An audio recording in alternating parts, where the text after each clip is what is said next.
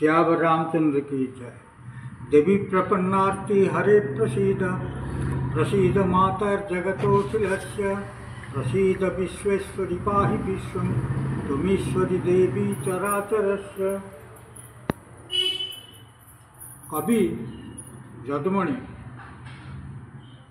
विश्वकर्मा लोक, बढ़ई लोक एवं हयग्रीव विष्णु करुणारू तांको पाखरे कवित्व प्राप्ति होता।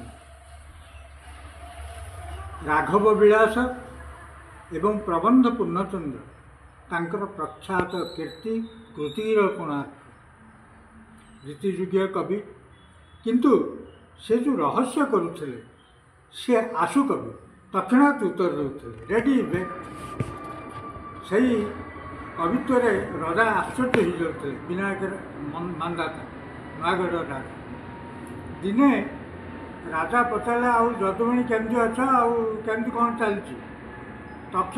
तक्षणात् जदुमणि आरंभ कले शायरी आरंभ है। धनु मास है हनु न चलिला, धनु मास है हनु न चलिला, कहवाकू बड़ लाज, मुआ करिअछि मुआ खाइबाकू देवा हेउ देव राज। ता अर्थ कौन?